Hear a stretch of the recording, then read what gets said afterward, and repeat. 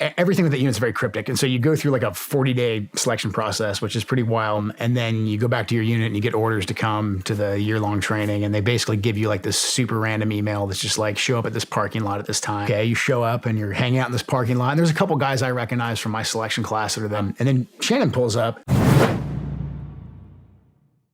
2013, we both ended up going to Selection 4 and getting invited to the year-long training course to be in a pretty unique special operations unit. Combines intelligence folks with special operators. Still one of the few units that not a lot's known about, so I'll be a little bit cagey and not talk too much about that unit.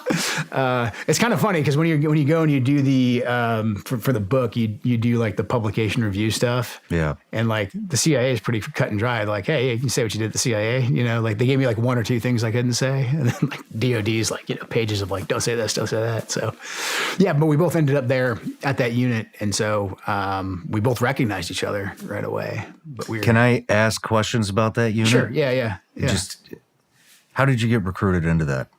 So I was fortunate that on one of my deployments, I ended up working with them.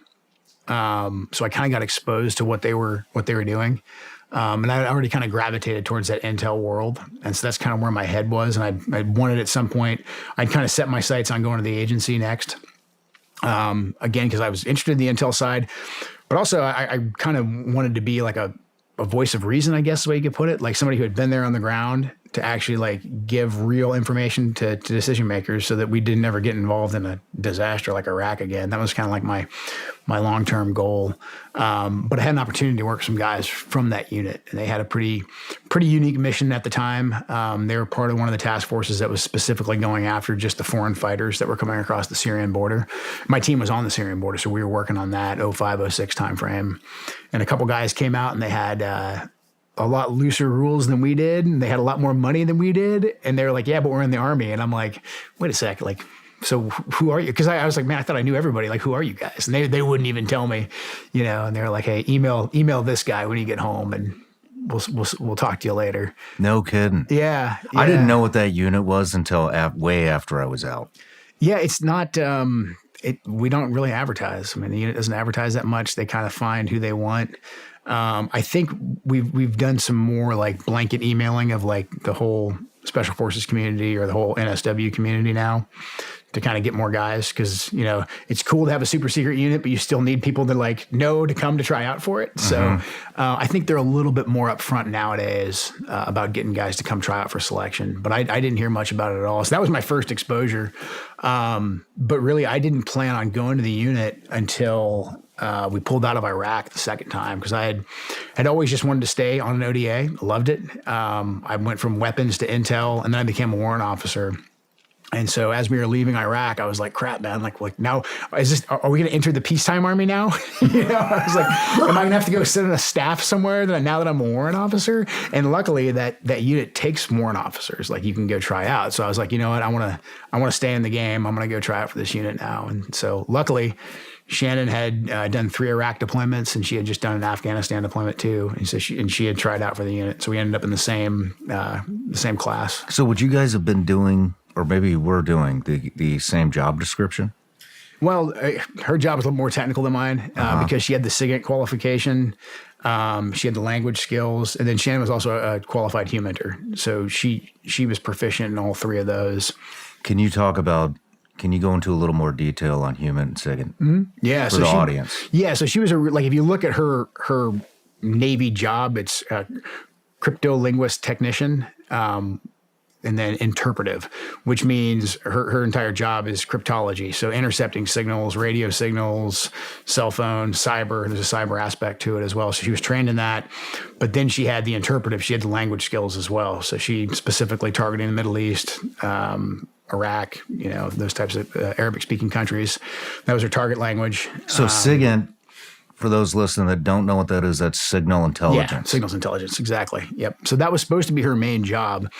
When she was over in Iraq, because of basically demand, she ended up just kind of fumbling her way into source operations because she understood the Iraqi dialect so well that a lot of the guys down there at the NSW task force that she was working with, so the intel enablers and some of the SEALs that were ASOC guys, they realized their terps sucked because we had Terps from other parts of the Middle East.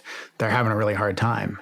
And so they were constantly having Shannon check those Terps work. And so she ended up getting in on the HUMINT aspect really early on. And then this is around the same time, I think, where as a fighting force, we were having an epiphany that there was a whole other side of the population that we weren't talking to, because the Middle East is just so segregated between men and women. Mm-hmm. We were missing the entire, like, literally female perspective. And women in that culture aren't really regarded as anything, but at the same time, they're everywhere, you know? So like you have women that are in the room with all the same bad guys we're going after.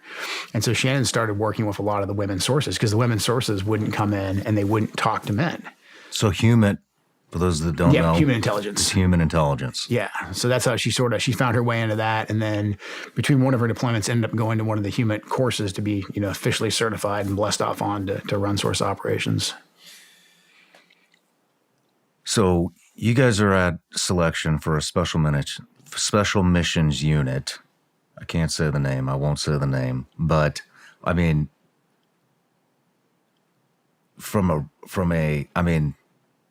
you saw her again. I did. I mean, so what? Yeah. What's your pickup line? It was pretty wild. Well, she helped me.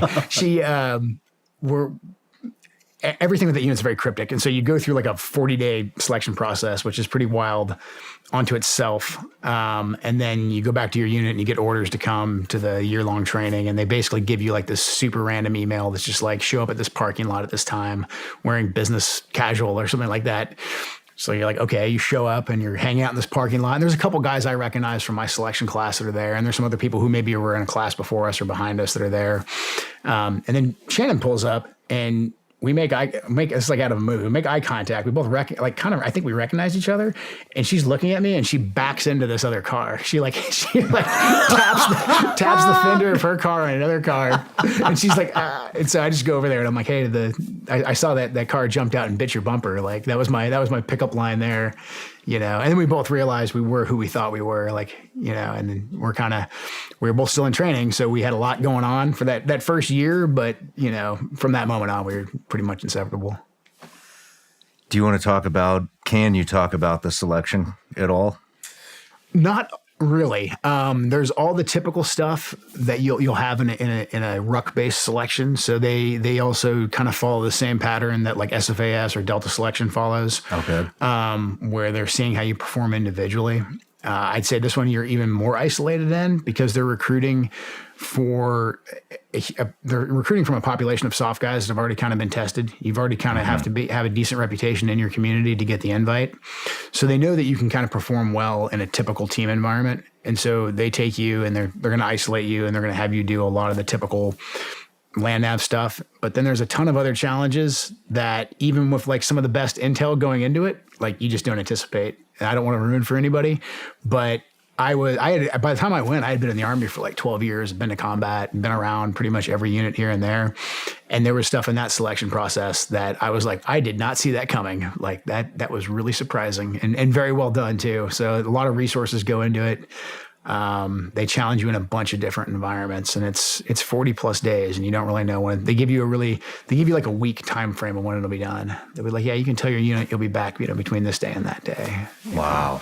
So yeah. What's the attrition rate like? It's pretty big. It's pretty big. There's classes where there's like one or two guys, you know, that make it. My class wasn't that way. I think we had 10 of us that made it through. It's kind of like a scaled thing. You go to a standard military base initially, and that's where you do all your PT tests, psych eval, and that's one of the first places where they're actually going to put you, like, they're going to polygraph you as well, because anybody that's in the unit has to have a TSSCI. And so there's a lot of guys that the psych eval and the poly, they're gone, you know, and then they take you off to a much more isolated place. And then they take you to another isolated place. And by the time you're all done with it, it's kind of interesting. You don't know how many guys make it through your selection class. Because of the way they end selection. There's like a final event you do, and then you go before a board, and then you just kind of get put on an airplane. And so you don't really know.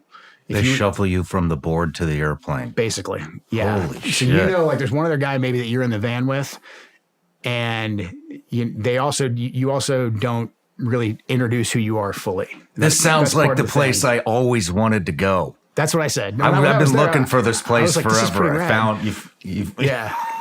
Yeah, it's a very unique place. It takes a long time to get into it, but it's a really cool place. No matter where you're watching Sean Ryan Show from, if you get anything out of this, please like, comment, subscribe, and most importantly, share this everywhere you possibly can. And if you're feeling extra generous, please leave us a review on Apple and Spotify podcasts.